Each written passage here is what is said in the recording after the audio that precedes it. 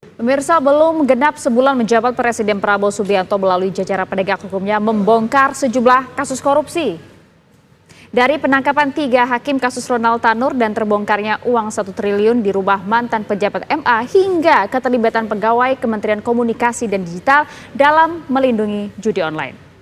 Dapat beberapa kasus korupsi yang menjadi tersangka pada pemerintahan Presiden Prabowo saat ini. Contohnya pertama pada kasus Ronald Tanur. Ibu Ronald Tanur, Meriska Wijajah ditetapkan tersangka terkait kasus suap vonis bebas pembunuhan di Nini Serah.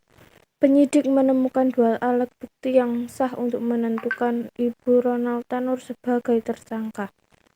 Kohar mengungkapkan Meriska Wijajah menyiapkan 3,5 miliar untuk memilih majelis hakim yang mengadili Ronald Tanur.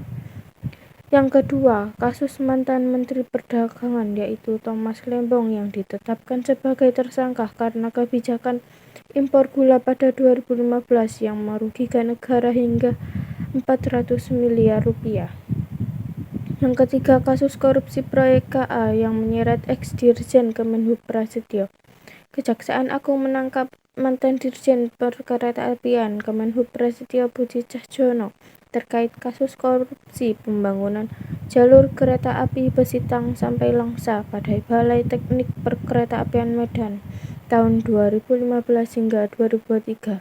Dari kasus-kasus tersebut yang telah dijelaskan oleh teman saya, kasus-kasus yang ada di Indonesia pada masa pemerintahan Pak Prabowo ini sudah banyak sekali kasus-kasus yang muncul. Seperti kasus yang pertama yaitu kasusnya Ronald Tanur, ya, itu terjadi tindakan pidana penyuapan yang dilakukan oleh Ronald Tanur agar segera dibebaskan atau pembebasan dari kasusnya, yaitu kasus pembunuhan yang dilakukan oleh kasus Ronald Tanur ini adalah membunuh kekasihnya.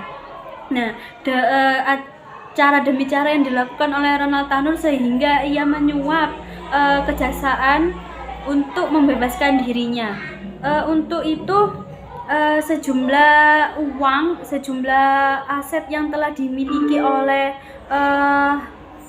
Ronald Tanur untuk diberikan kepada hakim agar membebaskan dirinya.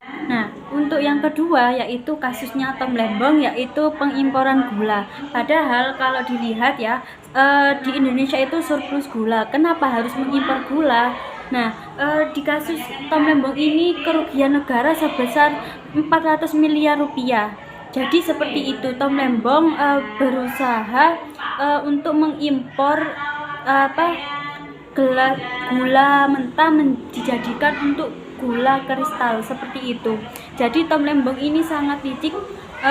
Untuk itu Tom Lembong adalah Menteri Perdagangan di periode Bapak Presiden Jokowi, periode yang pertama ya pada tahun 2015 dan juga 2016. Nah, untuk kasus yang ketiga yaitu kasus pembangunan jalan perkeretaapian di Aceh dan juga Sumatera. Pembangunan jalan kereta api Sumatera Railways yang telah diusahakan oleh PT KAI ya. Dalam kasus tersebut kerugian negara yaitu sebesar 1,15 triliun ya.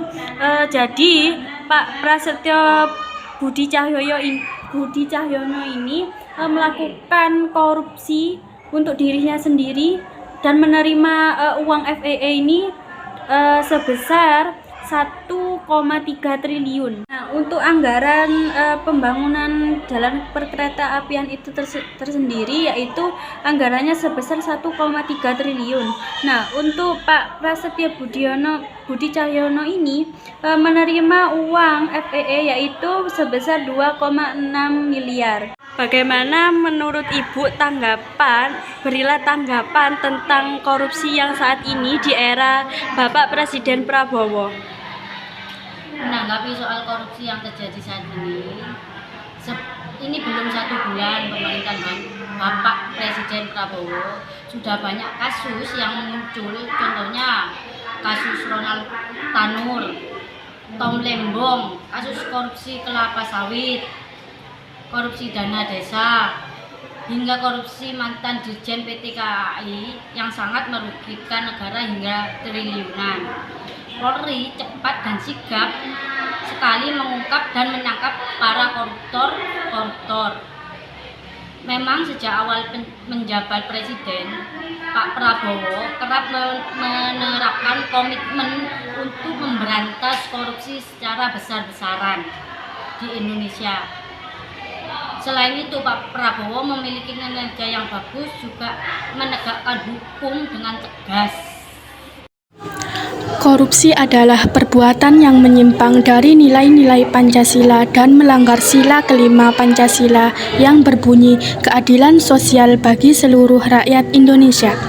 Korupsi tidak mencerminkan sikap menghormati hak orang lain. Korupsi merupakan perbuatan memperkaya diri yang melawan hukum. Korupsi dapat menyebabkan kerugian negara. Korupsi dapat berdampak pada masyarakat, generasi muda, politik, ekonomi bangsa, dan birokrasi. Korupsi dapat meningkatkan kemiskinan absolut.